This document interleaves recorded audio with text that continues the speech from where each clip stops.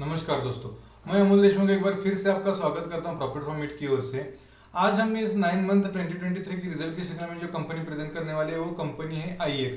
तो हम इसमें देखेंगे कि आईएक्स का पास्ट कैसा है, उसका करंट ट्रेंड क्या है, उसके 9 मंथ्स के रिजल्ट्स कैसे आए हैं, उनका जो इनकम हुआ है वो कहाँ से हुए, खर्चे जो है वो खर्चे कहाँ से हुए, उनके वैल्यूएशंस देखेंगे, उनके टेक्निकल जैसे उसके बाइंग लेवल्स क्या है, उसके टारगेट्स क्या है, ये भी देखेंगे।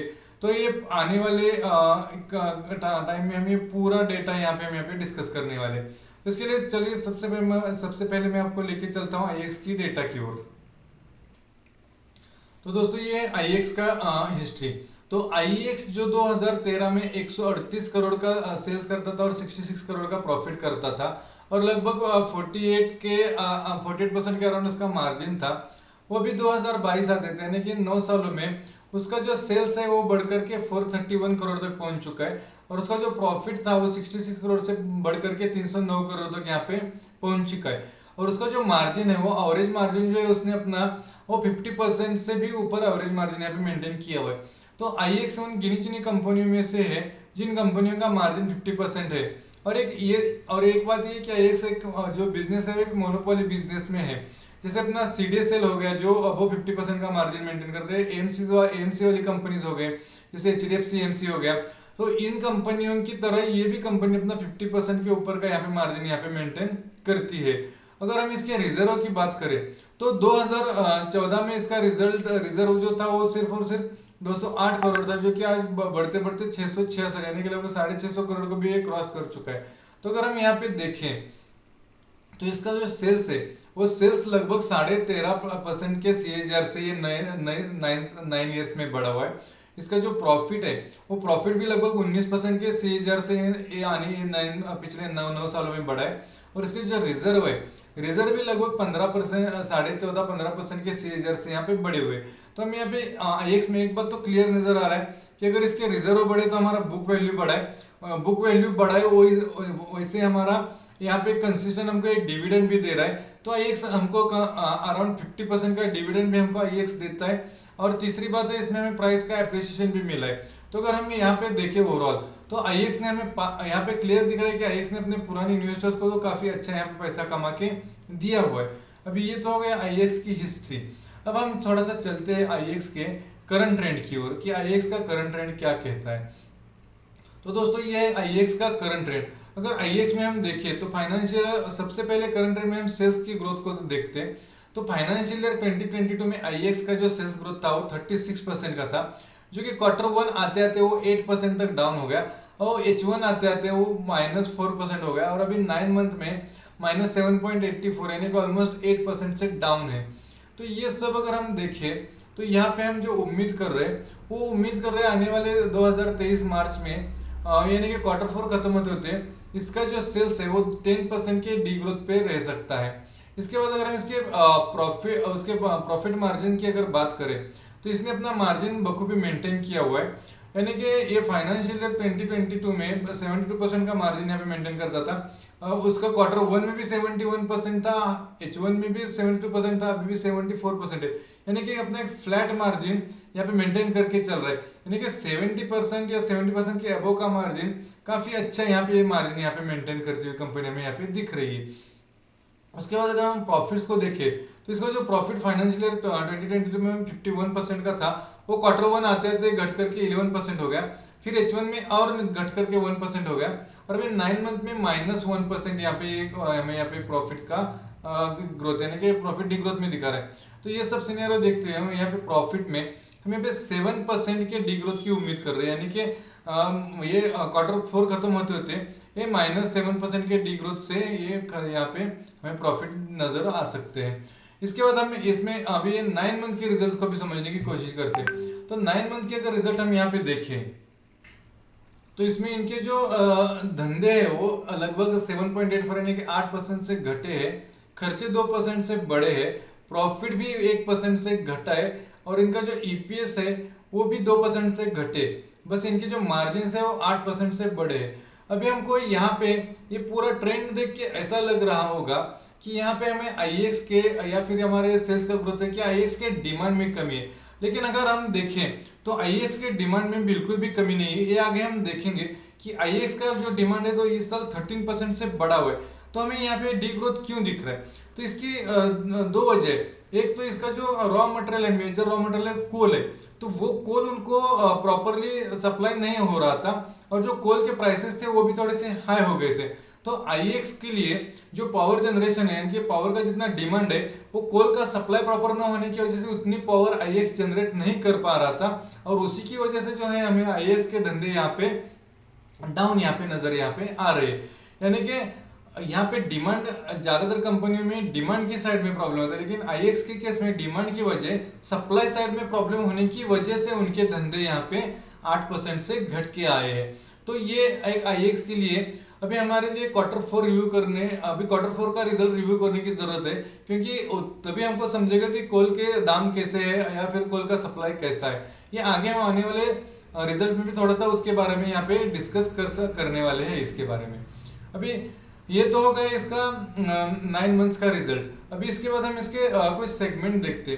तो इसका जो मेजर सेगमेंट है वो पावर, उसका जो है पावर एक्सचेंज का मेजर सेगमेंट है, जो कि वो 1% के डी ग्रोथ में, यानी कि ये जो हमारा जो सप्लाई साइड का जो इश्यू है इसकी वजह से यहाँ पे हमें यहाँ पे डी ग्रोथ दिख रहा है। और अगर हम इसके अगर खर्चे देखें तो वैसे IEX जैसी कंपनियों के लिए कोई बड़े खर्चे नहीं होते। इनका बड़ा खर्चा एक ही बार होता है जब वो कोई अपना यूनिट सेटअप कर रहे होते हैं। एक बार वो यूनिट सेटअप हो गया तो उसके बाद उनके कोई भी हमारे IEX जैसे कंपनी के लिए बड़े खर्चे नहीं होते। फिर भी अगर हम यहाँ देखें थोड़ा सा अदर एक्सपेंसेस में हमको यहाँ पे कुछ 25% का यहाँ पे खर्चे में यहाँ पे ग्रोथ नजर आ रहा है। उसके बाद अगर हम इसके ग्रोथ की अगर बात करें तो इसका जो हम ग्रोथ है वो अभी तक का जो इसका ग्रोथ है वो 2023 में तो हमें -10% इसको एक्सपेक्ट कर रहे हैं। 7% नेगेटिव यानी कि डी ग्रोथ प्रॉफिट में होगा। मार्जिन इसका 74% तक रहेगा और -7% तक इसका EPS रहेगा।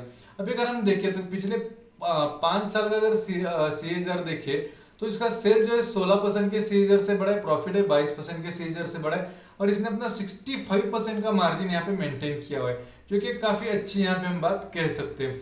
तो यहाँ पे अगर हम 9 साल भी देखें यानी कि लगभग 10 साल देखें तो इनका सेल्स 13% के CAGR से बढ़ा है, प्रॉफिट भी 19% के CAGR से बढ़े, और मार्जिन भी 50 के ऊपर यानी कि 57% का मार्जिन उन्होंने यहाँ पे मेंटेन किया, हमको यहाँ पे नजर आ रहा है।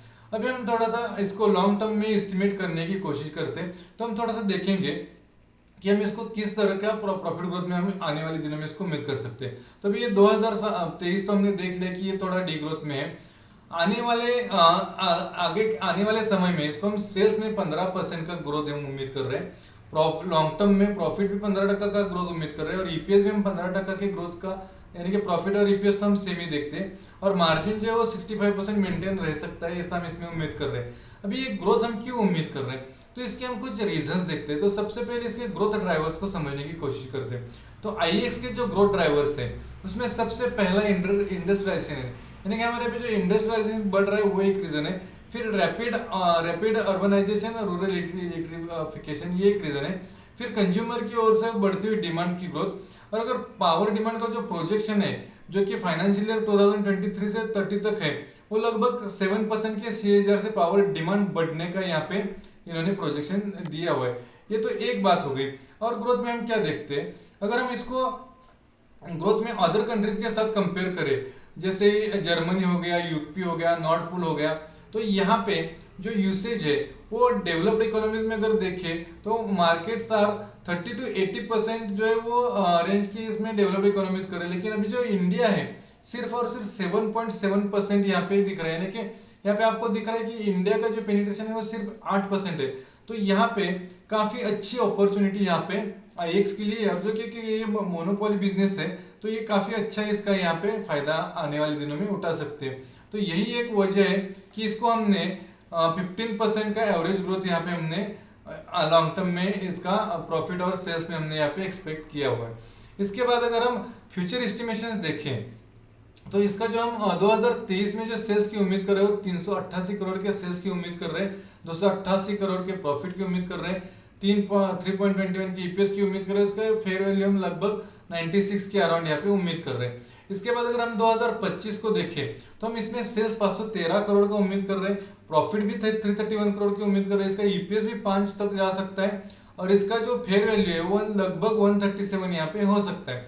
अगर हम इसको 2030 में देखें तो इसका सेल लगभग 1000 करोड़ तक जा सकता है। इसका प्रॉफिट भी जो है वो 650 करोड़ के यानी कि 665 करोड़ जा सकता है। इसका ईपीएस 9.18 हो सकता है और इसका जो फेयर वैल्यू है वो 275 तक हो सकता है। अभी 2035 की अगर हम बात करें तो इसका जो सेल्स है वो 2075 करोड़ तक जा सकता है। इसका प्रॉफिट जो है वो लगभग 1338 करोड़ तक जा सकता है। इसका ईपीएस अराउंड 61.88 हो सकता है और इसका जो फेयर वैल्यू है वो लगभग 1856 तक यहाँ पे हो सकता है। और हम इसमें 65% के कंसिस्टेंट मार्जिन की भी यहाँ पे उम्मीद यहाँ पे कर रहे हैं। अभी फ्यूचर एस्टिमेशंस के बाद हम थोड़ा सा इसके वैल्यूएशंस को समझने की कोशिश करते हैं। तो 2022 में जो इसका ईपीएस था वो 3.45 था। अभी जो इसका ट्रेल ईपीएस है, फिर इसको हम करंट ईपीएस बोलते हैं, वो 3.41 है, क्योंकि हम यहाँ पे देखा कि कोल के प्राइसेस हाई है और दूसरी बात कि कोल का सप्लाई भी प्रॉपर नहीं हो रहा है। तो उसकी वजह से इनको जो पावर जनरेशन जो डिमांड है वो पूरा नहीं कर पा रहे। तो इसकी वजह से हमारे यहाँ पे थोड़ा डी ग्रोथ की वजह से ईपीएस कम दिख रहा है। और जो हम प्रिडिक्ट कर रहे हैं यानी कि हम जो उम्मीद कर रहे हैं वो 3.21 का ईपीएस यहाँ पे उम्मीद कर रहे हैं। अगर ये सब सिनेरियो देखें तो हम यहाँ पे जो इसका पीई है वो 65 का 2022 में जो पीई था और अभी जो 39 यानी कि अब 40 का भी जो पीई है वो हम 2023 खत्म होते थे 43 का पीई हम यहाँ पे एक्सपेक्ट कर रहे हैं। अभी इसके बाद हम थोड़ा सा मैनेजमेंट कमेंट्री को समझने की कोशिश करते हैं। तो दोस्तों ये है आईएक्स का मैनेजमेंट कमेंट्री, यानी कि उन्होंने क्या बोला है कि इन जनवरी 2023 में exchange witness its highest volume in the fiscal year due to improving supply side conditions led by gradually increasing coal supply and easing e auction coal prices. यानी कि इन्होंने यहाँ पे हमें ये बताया है कि जो कोल का सप्लाई है वो प्रॉपर होने की वजह से इनको और थोड़ा ये जो है वो हाईएस्ट वॉल्यूम इन्होंने इस यानी कि फाइनेंशियल ईयर में जनवरी 2023 में देखा है। और इनका जो वॉल्यूम है वो स्टेडीली मंथ ऑन मंथ नवंबर 2022 से ही इम्प्रूव भी हो रहा है। तो एक इनके लिए अच्छी बात है। अगर हम इनका मैनेजमेंट कमेंट्री का दूसरा पॉइंट अगर देखें तो जो ये कि improving coal inventory at power plant due to government's proactive initiative is expected to lower clearing price on the exchange in coming months. This will provide further cost optimization opportunities to discoms and open access consumers resulting in higher volume on the exchanges। इसका मतलब ये है कि आने वाले दिनों में जैसे ही कोल का प्राइस कम होगा और सप्लाई प्रॉपर हो जाएगा तो ये जो इलेक्ट्रिसिटी ये सस्ते दामों में दे पाएंगे। और अगर ये इलेक्ट्रिसिटी का प्राइस अगर थोड़ा सा कूल अप होता है तो ऑटोमेटिक इसका जो वॉल्यूम है वो आगे जाके एक्सचेंज में बढ़ सकता है। अभी हम इसका तीसरा अगर पॉइंट यहाँ पे देखें तो इनका जो तीसरा पॉइंट है तो जो डेटा पब्लिश किया था यहाँ पे नेशनल लोड डिस्पैच सेंटर ने, तो जो एनर्जी है जनवरी 23 में वो लगभग 126 बिलियन यूनिट्स की थी। यानी कि वाईवाई बेसिस पे जैसे मैंने आपको बताया था कि 31% का वाईवाई बेसिस पे यहाँ पे ग्रोथ नजर आ रहा है। इसके बाद अगर हम इसका आगे वाला पॉइंट नंबर 4 देखें तो the day ahead market volume decreased from 5,001 million units in December 22 to 4,893 million units in January 23। That is 2% degrowth on MOM, यानी कि मंथ ऑन मंथ बेसिस पे ये 2% का इनका यहाँ पे degrowth है। लेकिन जो एक्चुअल वॉल्यूम है वो 7% वाईवाई बेसिस पे यहाँ पे इनको ये सिनेरियो दिख रहा है कि जिसमें उनको इश्यू यहाँ पे दिख रहा है। इसके बाद अगर हम इसका पांचवा पॉइंट देखें तो आईएक्स क्या है या फिर आईएक्स कंपनी क्या करता है। तो आईएक्स एक इंडिया का प्रीमियर एक एनर्जी एक्सचेंज है। IEX is India's premier energy exchange providing a nationwide automated trading platform for physical delivery of electricity, renewable energy and certificates including renewable energy certificates as well as the energy saving certificate. यानी कि आईएक्स क्या क्या कर रहा है, एक तो यहाँ पे फिजिकल एनर्जी डिलीवर कर रहा है, दूसरा जो रिन्यूएबल एनर्जी भी वहाँ पे जनरेट कर रहा है, और तीसरी बात है कि ये कुछ एनर्जी के सर्टिफिकेट्स है वो भी वो इशू कर रहा है। तो वहां से भी वो थोड़ा सा रेवेन्यू यहाँ पे जनरेट यहाँ पे करता हुआ नजर आ रहा है। उसके बाद अगर हम इनका अगला यानी कि 6th पॉइंट अगर देखें तो with increased economic activity with in the country electricity consumption in India for Q3 FY23 stood at 343 billion unit which is WaiWai growth of यानी कि 7% के वाईवाई ग्रोथ की यहाँ पे हमको नजर आ रही है। तो कौन कौन से स्टेट से यहाँ पे ग्रोथ बढ़ा है, तो सबसे ज़्यादा इलेक्ट्रिसिटी का डिमांड आया है वो उनको राजस्थान से, जो कि लगभग 16.4% का डिमांड वाई वाई बेसिस पे आया है। कर्नाटका से 12.5% का वाई वाई डिमांड उनको आया है। गुजरात से लगभग 8% का डिमांड उनको आया है। और तेलंगाना और आंध्रा से अराउंड 7.5% का यहाँ पे डिमांड इनको आया हुआ है।